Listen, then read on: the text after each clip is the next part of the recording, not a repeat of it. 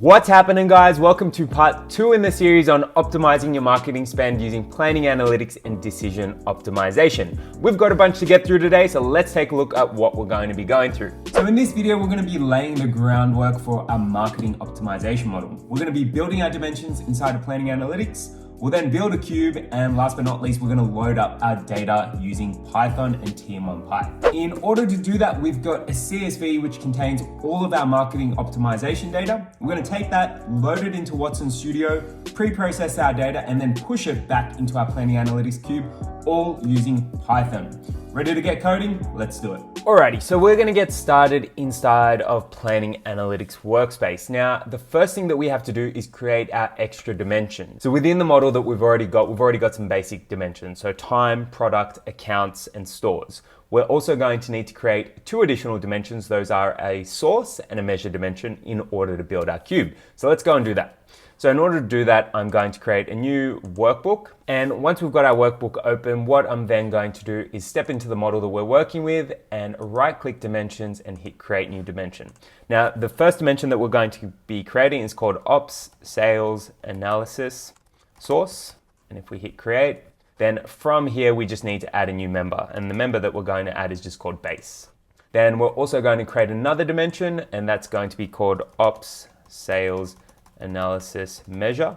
And then if we hit create, then to that we just need to hit or create an element which is called amount, and then that's our dimensions built. So we only needed 2 dimensions because we've already got our time dimension, which is called time date, and we've already got our product dimension and store dimension. So you can see we've got our store dimension there, and if we scroll up, we also have our product dimension. So all the dimensions that we need to build our cube are already there. So now what we can do is just right click our cube, hit create cube, and in this case, we're going to call our cube Ops Sales Analysis. And then in terms of the dimensions that we're going to add, we're going to have a time date dimension, which is further down. So we'll add our time date. Then we're also going to add a version dimension, so we can have versioning. We're then going to add an account dimension, a product dimension, store dimension, and then we need to add our source and our measure. So let's add those. Perfect. So now we've got all the dimensions within our cube. So we've got date, we've got version, account, product, store, source, and measure. So if we hit create, that's our cube now built. Now, what we're then going to do is actually start loading up some data. So if we head over to Watson Studio, what we're going to do is create an empty project, and we're going to name our project Planning Analytics Marketing Optimization Project, and hit create. And we don't need a tour. Now what we're going to do is, first up, we're going to load our data asset into our Watson Studio project. To do that, we can just hit our data button up here, hit browse, and then from our desktop, we've already got a data set. So it's just called data.csv. So I'll make all of these assets available in the GitHub link. So we just need to hit open and bring that in. And as soon as that's uploaded, we should be able to see it within our data assets.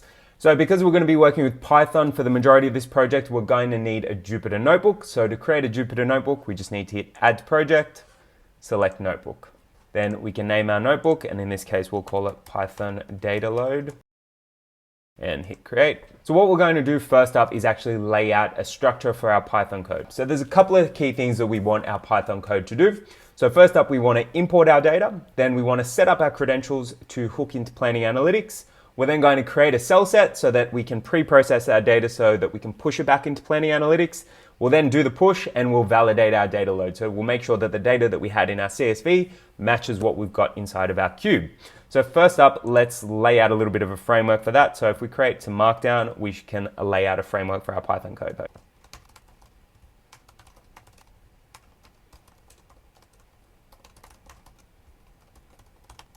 All right, so we've got our framework. Now, the first thing that we're going to do is import our data that we just uploaded into our Watson Studio project. So that's pretty straightforward. All we need to do is hit our data button over here and choose our data set and insert a data frame. Now, we're just gonna do a little bit of cleaning up. So rather than having our data frame being called df_data1, we just want it to be called df. And if we take a look at our data set, Looks like we've loaded that successfully. Now there's one quick data pre-processing step that we need to apply to this data frame, and we just need to make sure that our time date dimension has 8 digits. So in this case, it's actually cut off the preceding 0. So you can see that we've got the 1st of December 2018. We actually wanted to read 01/12/2018. So we can quickly apply a data pre-processing step so that we can fix that particular column. So all we need to do is apply a 0 to the front of that time date element if it's 7 digits, and we leave it the same if it's 8 digits. So let's go and make that change.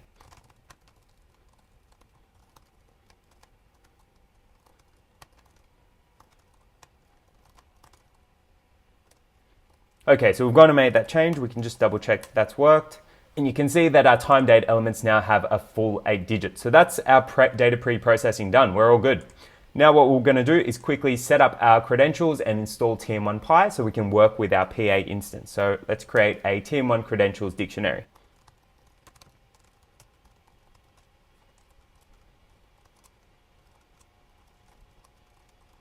All right, so we've set up a skeleton credentials dictionary. Now what we need to do is just fill it out.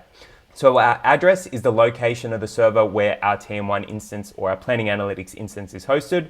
Our port is our HTTP port from our TM1 or planning analytics configuration file. Our username and password are exactly the same as what you'd use to log in to your PA instance. In this case, we're going to set SSL to false because we're not using SSL. If you are using SSL, then you just need to pass that as true.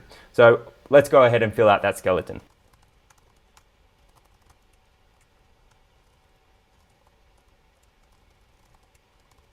Perfect, so that's our TM1 credentials setup. Now what we just need to do is install TM1py. So we can do that within our notebook using the pip install command.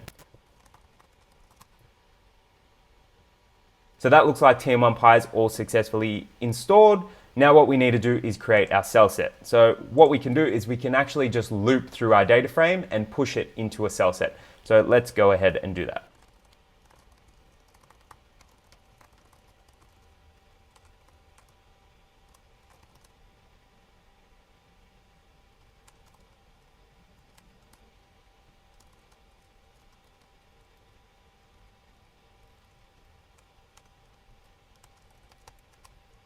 All right, so we've created our cell set. Now what we've basically done is used a list comprehension in Python. So we're looping through our entire data frame values, and we've extracted our date, our version, account, product, store, source, measure, and our value.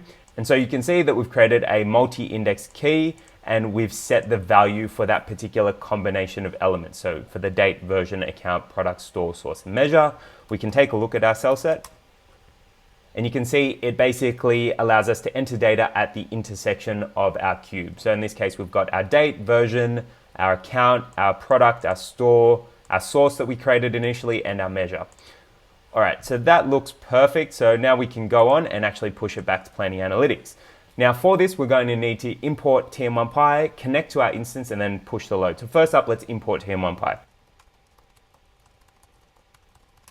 All right, so that's TM1py installed. Now what we need to do is just connect to our instance. So we can do that using the with operator inside of Python. So we're just going to connect using our TM1 service class up here as well.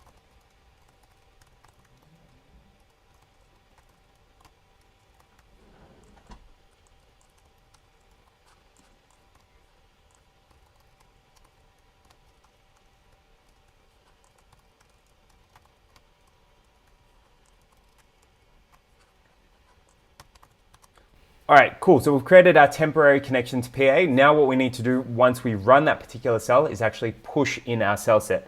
So we can do this using the write values method from TM1py. So let's go ahead and create that.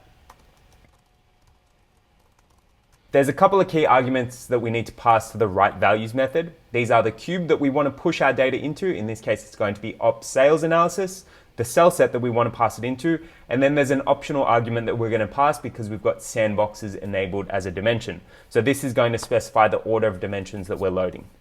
So let's pass in these arguments and run the load.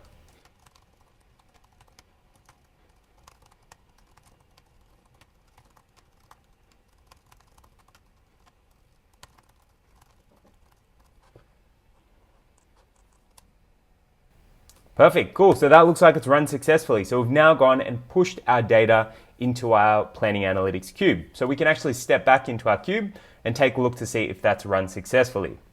Now, in our particular case, we've loaded all of our data to our actual. You can see we've got some data showing up already, and everything's sort of sitting within our accounts. And we're just going to filter to all accounts, and we've actually loaded to a subset of products called predicted products and predicted stores.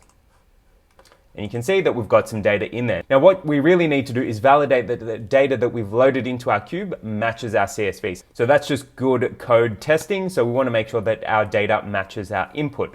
So what we can do is just bring in our counts. We're just going to check it by account, and we'll actually filter this. We just want to look at our leaves, and we're also going to suppress all the zeros. All right, so we've got a bit of data there. Now what we can do is actually create a similar view inside of Python. So let's actually use pandas to aggregate our data frame. So we can just grab the two columns that we want. So in this case, it's going to be account and value. And we're going to use the group by function to actually create a similar view. Alrighty, cool. So we've created a similar view. So now if we take a look by account, so 4994 is $42.26.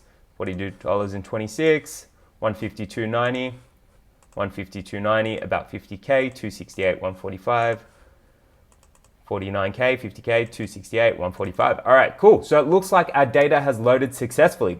That about wraps up this tutorial. So just to quickly summarize, we created our dimensions, we built our cube, and now we've loaded our data using Python. And that about wraps it up. Thanks for tuning in, guys. Hopefully you found this video useful. If you did, be sure to give it a thumbs up and hit subscribe. And if you've got any questions at all, be sure to mention it in the comments below.